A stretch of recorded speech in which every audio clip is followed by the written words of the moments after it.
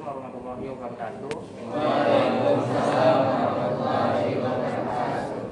Sebelumnya terima kasih kepada Bapak yang telah mempercayakan kepada kami untuk mempresentasikan materi kuliah hari ini mengenai material elektrik.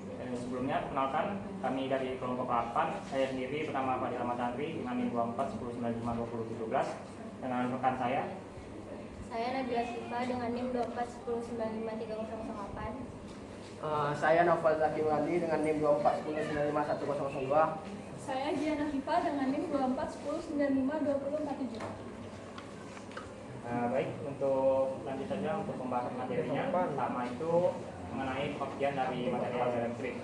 Jadi apa sih yang dimaksud dengan material elektrik? Material elektrik merupakan sebuah bahan atau material yang tidak dapat mengantarkan arus listrik. Biasanya disebut dengan insulator. Tetapi pada material elektrik ini dapat menyimpan muatan listrik dalam bentuk medan listrik. Selanjutnya mengenai sifat dan fungsi dari material elektrik. Yang pertama itu molekul di dalamnya umumnya bersifat polar. Artinya memiliki momen dipol listrik permanen. Yang kedua, memiliki medan listrik lokal yang sangat kecil di dalamnya ketika tidak dikenalkan oleh medan listrik eksternal. Selanjutnya bagian fungsinya itu pertama tentu saja sebagai isolator listrik, yang dimana untuk mencegah arus listrik melompat dari dua buah plat konduktor. Biasanya bisa kita temukan di kapasitor. Selanjutnya itu sebagai penyimpan energi listrik dalam kapasitor. Nah, bahan dielektrik ini biasanya bahan dielektrik kan bisa menyimpan medan listrik dalam bentuk muatan listrik dalam bentuk medan listrik. Nah, kemampuan penyimpanan itu dipengaruhi oleh bahannya sendiri. Ketika bahan material elektriknya yang digunakan bagus, maka ruang penyimpanan itu maka juga akan meningkat. Nantinya itu sebagai pelindung komponen listrik, contohnya itu isolasi pada kabel atau transformator. Selanjutnya berlaku dalam medan listrik. Yang pertama itu molekul di dalamnya umumnya bersifat polar, yang sudah dijelaskan tadi, seperti memiliki dipol listrik permanen. Dengan material listrik eksternal, momen dipol ini akan mensejajarkan dirinya dengan arah medan listrik eksternal. Nah, pada slide berikut bisa dilihat gambarnya. Yang pertama itu gambar pertama, molekul polar listrik acak tanpa listrik eksternal.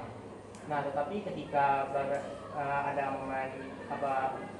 ada medan listrik eksternal, bisa dilihat pada gambar B, maka medan arah muatan positif dan negatifnya akan disejajarkan. Untuk materi selanjutnya akan dijelaskan oleh rekan saya. Nah, di sini saya akan menjelaskan tentang klasifikasi material elektrik. Itu dibagi menjadi 3. Yang pertama itu berdasarkan sifat polarnya, yang kedua itu berdasarkan hubungan polarisasi versus medan listriknya, yang ketiga itu berdasarkan bentuk fisiknya. Next. Nah, berdasarkan sifat polar itu terbagi menjadi 3. Yang pertama itu dielektrik non polar, yang dimana non polar itu terjadi pada substansi pada satu jenis atom atau terjadi polarisasi karena perbedaan elektron. Contohnya itu gas monoatomik. Yang kedua itu dielektrik polar, dimana material itu tidak memiliki momen dipol permanen, tetapi memiliki polarisasi itu elektronik dan ionik. Contohnya itu halida, oksida, dan parafin. Selanjutnya itu dielektrik dipol, di mana material itu memiliki momen polarisasi. Next. Nah, selanjutnya itu berdasarkan hubungan polarisasi versus medannya. Yang itu pertama itu ada linear, di mana hubungan medan E-nya itu linear. Contohnya itu seperti quartzite, spinal, dan silikat. Yang kedua itu ada bentuk non linear. Hubungan P dan E-nya itu membentuk kurva histeresis dengan polarisasi spontan dengan suhu di bawah Curie. Contohnya itu seperti perovskite. Next. Itu selanjutnya itu berdasarkan bentuk fisiknya. Itu pertama itu ada gas, contohnya itu udara, N2 dan SF6. Biasanya digunakan pada isolasi pada tegangan tinggi dan bersifat self-restoring atau loncat setelah pulih setelah loncatan listrik. Selanjutnya ada cair, contohnya itu minyak transformator dan minyak silikon. Biasanya itu sebagai isolasi sekaligus pendingin. Dia itu juga dapat mencegah pembentukan busur listrik. Next. Selanjutnya itu padat, contohnya itu keramik, mika, plastik, karet, dan kayu. Itu memiliki kekuatan dielektrik tinggi dan stabil secara mekanik. Dan biasa juga digunakan pada alat-alat elektronik. Next. Selanjutnya itu ada dipol listrik dan polarisasi. Di mana dipol listrik ini dua materi yang sama jenis dan berlawanan di jarak yang dekat. Contohnya itu rumusnya itu dipol listrik sama dengan besar muatan dikali jaraknya. Yang kedua itu ada polarisasi, di mana didefinisikan sebagai sebagai respon material dielektrik terhadap medan listrik. Itu merupakan juga momen dipol per unit volume material. Nah, selanjutnya itu total polarisasi, di mana itu menggabungkan 4 jenis polarisasi, yaitu total polarisasi sama dengan polarisasi elektronik ditambah polarisasi ionik ditambah polarisasi dipol ditambah polarisasi antarmuka. Sekian dari saya. Kembali ke moderator. Baik, terima kasih kepada Noval untuk selanjutnya akan menjelaskan. Baiklah, terima kasih moderator. Di sini saya akan melanjutkan materi yaitu mekanisme polarisasi. Mekanisme polarisasi itu ada 4 jenis. Yang pertama yaitu polarisasi elektronik, yang dimana pergeseran awan elektronik terhadap inti atom akibat medan listrik. Nah, ini terjadi pada semua material dan merespon pada frekuensi sangat tinggi. Lanjut. Yang kedua yaitu polarisasi ionik. Pergeseran ion-ion positif dan negatif dalam molekul. Ini terjadi pada padatan ionik dan merespon pada frekuensi lebih rendah, yaitu daerah inframerah. Lalu yang ketiga ada polarisasi dipolar. Orientasi penjajaran dipol permanen searah medan listrik sangat dipengaruhi oleh suhu. Suhu naik, maka gerakan terminal acak dan terjadi polarisasi turun. Nah, ini merespon pada frekuensi 1011 sampai 1012 Hz. Lanjut. Lalu yang keempat, yang terakhir ada polarisasi antarmuka, yaitu muatan ruang. Nah, timbul karena akumulasi muatan bebas pada batas butir, cacat, atau fasa kedua. Nah, polarisasi ini terjadi pada frekuensi yang sangat rendah, yaitu 10 pangkat 3 hingga 10 pangkat 3 Hz. Selanjutnya saya kembalikan ke moderator. Terima kasih. Selanjutnya materi selanjutnya itu pengaruh frekuensi kepada polaritas energi. Baik, terima kasih kepada moderator yang telah memberikan saya kesempatan. Selanjutnya kita akan membahas soal pengaruh frekuensi terhadap polarisasi. Jadi konstan dielektrik atau epsilon R akan menurun jika frekuensi medan listrik naik, seperti pada gambar. Kemudian ini terjadi pada frekuensi tinggi, yang mana beberapa mekanisme polarisasi seperti dipolar dan ionik itu tidak dapat mengikuti perubahan arah medan. Selanjutnya itu aplikasi material dielektrik. Yang pertama itu sebagai isolator listrik, yang mana dia tuh berfungsi untuk mencegah arus bocor dan lonjakan listrik pada kabel daya, transformator, dan lain-lain. Contohnya PVC, mika, resin epoksi. Selanjutnya yang kedua itu sebagai penyimpan energi atau kapasitor. Dia akan ditempatkan di antara plat logam untuk meningkatkan kemampuan penyimpanan muatan. Contohnya keramik barium titanat atau BaTiO3. Selanjutnya sebagai pendingin dan pelindung pada transformator. Ini minyak transformator itu berfungsi sebagai isolator sekaligus media pendingin untuk mengurangi panas. Selanjutnya substrat rangkaian frekuensi tinggi, yang mana dia itu sebagai media transmisi sinyal gelombang mikro. Contoh aplikasinya itu pada antena, filter, microstrip line. Kelima itu bahan piezoelektrik, yang mana dia menghasilkan muatan listrik saat diberikan tekanan mekanik atau sebaliknya. Contohnya itu BaTiO3. Nah, contoh aplikasinya itu pada sensor tekanan, transducer ultrasonik. Selanjutnya saya serahkan kembali kepada moderator. Baik, untuk kesimpulan pada materi yang sudah kami sampaikan, yang pertama itu kemampuan material elektrik dapat menahan tegangan tinggi, menyimpan energi memperbaiki dan stabilkan medan elektromagnetik menjadikan komponen vital dalam teknologi modern. Yang kedua itu pemilihan teknik material elektrik yang tepat akan menentukan efisiensi, keandalan, dan umur pakai suatu sistem. Mungkin itu penyampaian dari materi kami. Untuk selanjutnya itu sesi tanya jawab pada teman-teman, silakan bertanya jika ada pertanyaan.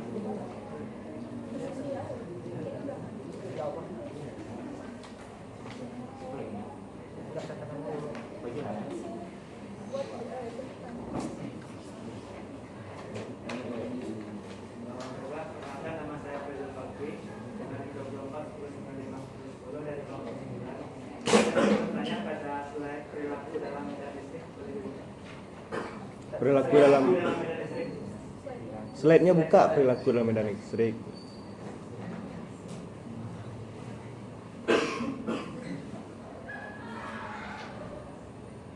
Betul. Di situ disebutkan bahwa molekul di dalam kegiatan itu umumnya bersifat polar atau memiliki momen dipol listrik permanen. Sedangkan pada slide berdasarkan sifat polar, coba buka slide sifat polar berdasarkan sifat polar. Tarik. Berdasarkan sifat polar. Klasifikasinya.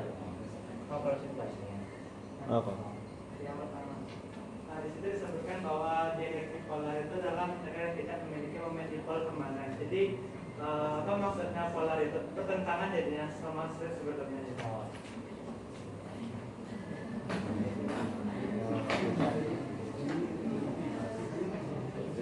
Menggunakan namanya kata Koptin dari kelompok 9 yang bertanya kepada kelompok penyanyi kelompok 8.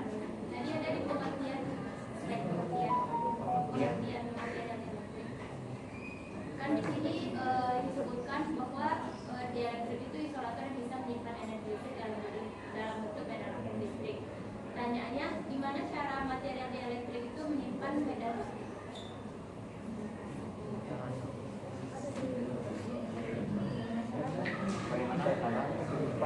Cieleh. Iyalah. Kepada udah sih Mas, silakan. Generator pertama saya dengan di kelompok 5 misalnya ada slide ini kan tadi saya belum melihat apa saja kelebihan atau kekurangan atau kelemahan dari material elektrik ini. Mungkin boleh dijelaskan.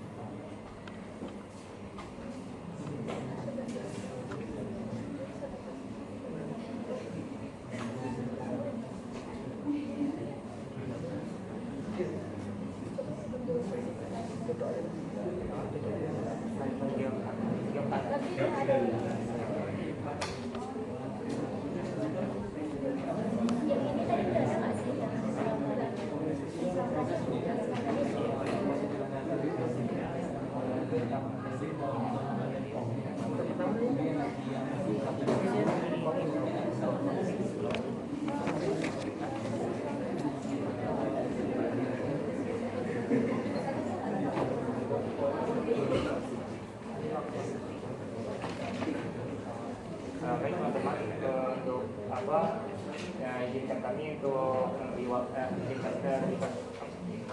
berikan waktu kami untuk diskusi terlebih dahulu untuk menjawab pertanyaan.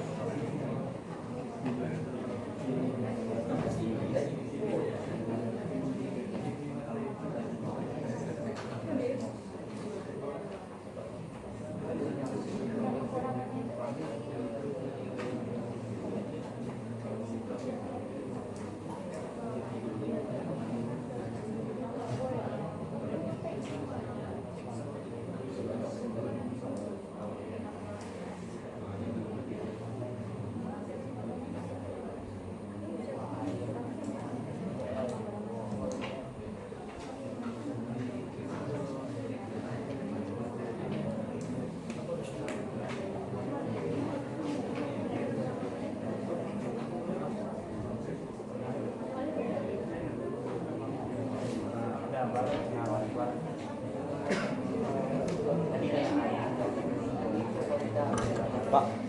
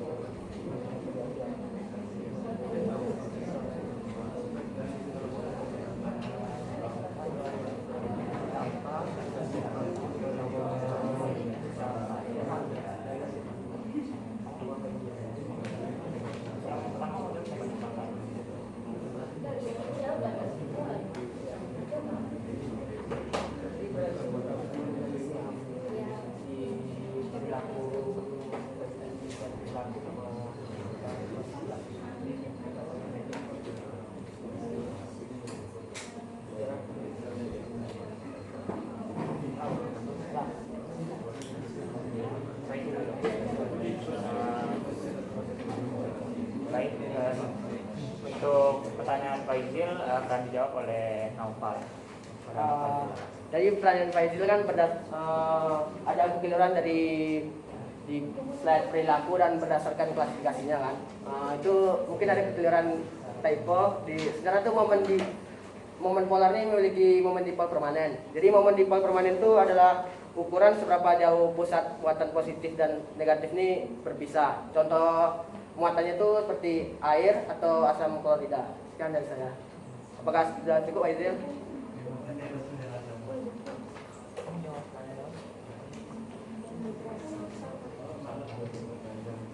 Baik, selanjutnya untuk pertanyaan Salta akan dijawab oleh Dian. Pada Dian. Baik, terima kasih kepada moderator. Saya ulangi lagi, tadi pertanyaan Celta adalah bagaimana material dapat menyimpan muatan listrik, apakah benar? Oke, jadi material dielektrik itu kan adalah bahan isolator yang tidak mengantarkan arus listrik secara bebas, tapi dia itu dapat menyimpan energi listrik di dalam medan listrik dengan proses polarisasi. Jadi ketika material dielektrik ini diletakkan di antara dua elektron, misalnya pelat kapasitor, muatan positif sama negatif dielektrik itu struktur atomnya akan bergeser sedikit demi sedikit dari posisi asalnya. Nah, pergeseran kecil ini akan menyebabkan terbentuknya momen dipol, yaitu pasangan muatan positif dan negatif yang terpisah oleh jarak tertentu. Seperti rumus tadi, yakni muatan dikali dengan jarak ya tadi kan.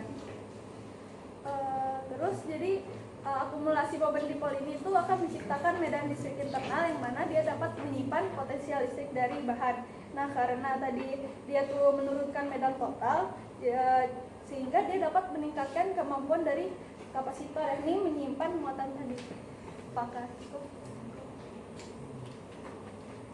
Baik, untuk pertanyaan dari Uda Firali akan dijawab oleh Nabila. Baiklah, saya akan menjawab pertanyaan dari Uda. Tadi pertanyaannya apa saja kelebihan dan kekurangan dari material dielektrik. Jadi kelebihannya itu yaitu mencegah hubungan arus pendek antar konduktor. Yang kedua, dapat menyimpan energi listrik dengan proses polarisasi. Yang ketiga, dapat mengatur distribusi muatan listrik, jadi tidak terjadi penumpukan. Yang keempat, dapat melindungi dari panas, getaran, dan tekanan mekanik. Yang kelima, sebagai media transmisi gelombang elektromagnetik, jadi dapat digunakan dalam sistem yang memiliki frekuensi tinggi. Nah, untuk yang kekurangannya yaitu yang pertama, keterbatasan tegangan tembus, yaitu breakdown voltage. Yang kedua, perubahan sifat dengan suhu. Yang ketiga, kehilangan energi. Yang keempat, penuaan dan degradasi. Yang kelima, sensitivitas terhadap kelembapan. Apakah sudah menerima?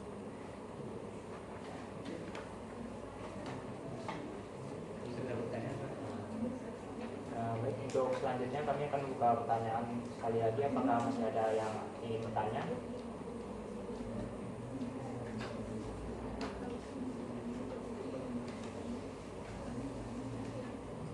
Baik, mungkin rasanya sudah.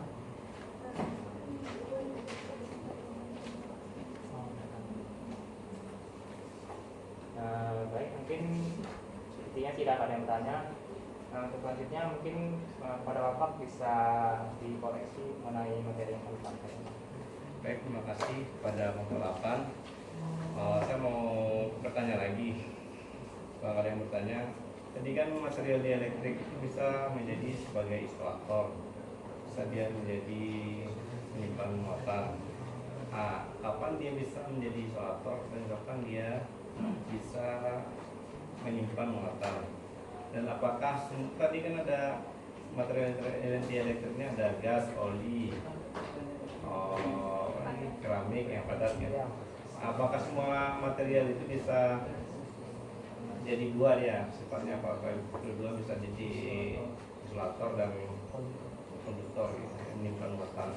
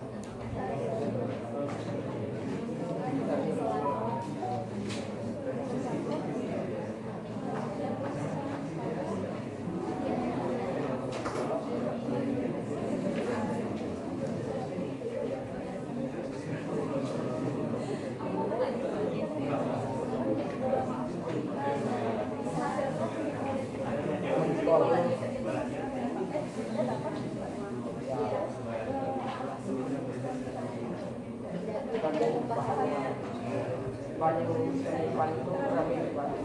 Di area aplikasi. Ya. Contoh bahan yang aplikasi misalnya kita pakai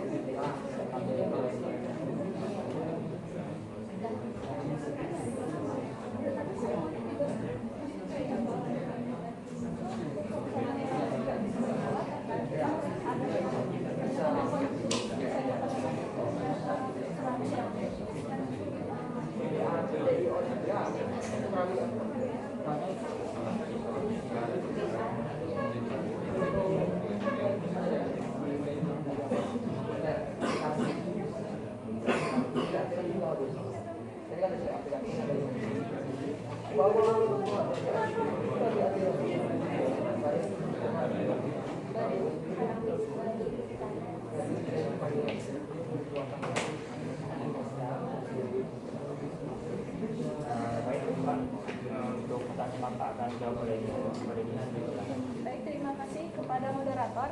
Saya akan menjawab pertanyaan Bapak. Jadi tadi Bapak bertanya kapan dia bisa sebagai isolator dan kapan dia bisa menyimpan energi. Kemudian apakah semua bahan itu bisa menyimpan energi?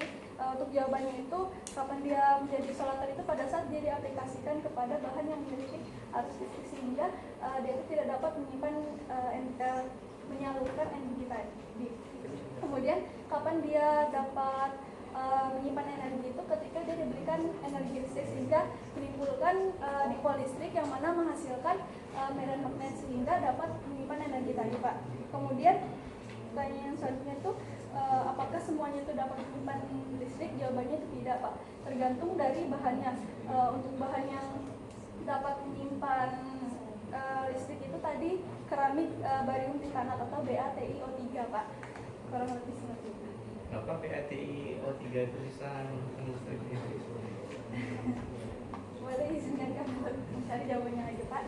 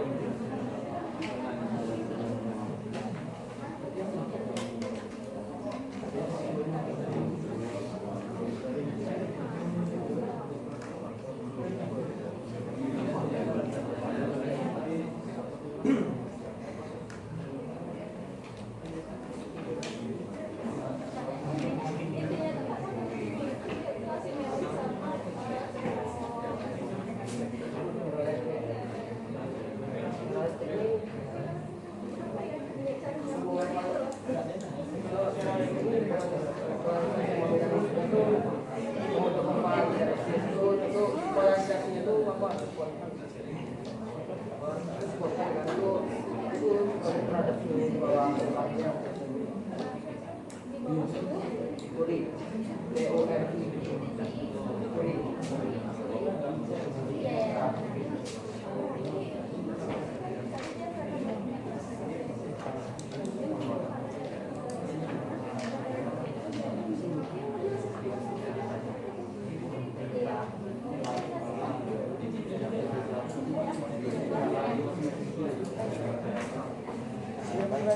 Untuk tanya mengenai kenapa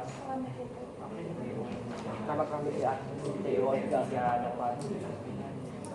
dapat menyimpan energi akan dia oleh karena tuh keramik BaTiO3 ini memiliki sifat ferroelektrik, yang dimana sifat ferroelektrik itu dia tuh hubungan polarisasi dan medan listriknya tuh membentuk kurva histeresis. Jadi dia tuh memiliki polarisasi spontan, terus dia tuh terhadap suhu Curie-nya. Setelah itu dia bentuknya tuh asimetris, makanya bisa menyimpan energi.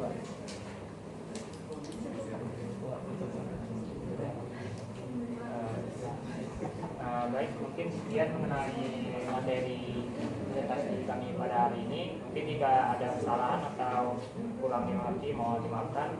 Sekian, kami akhiri. Wassalamualaikum warahmatullahi wabarakatuh.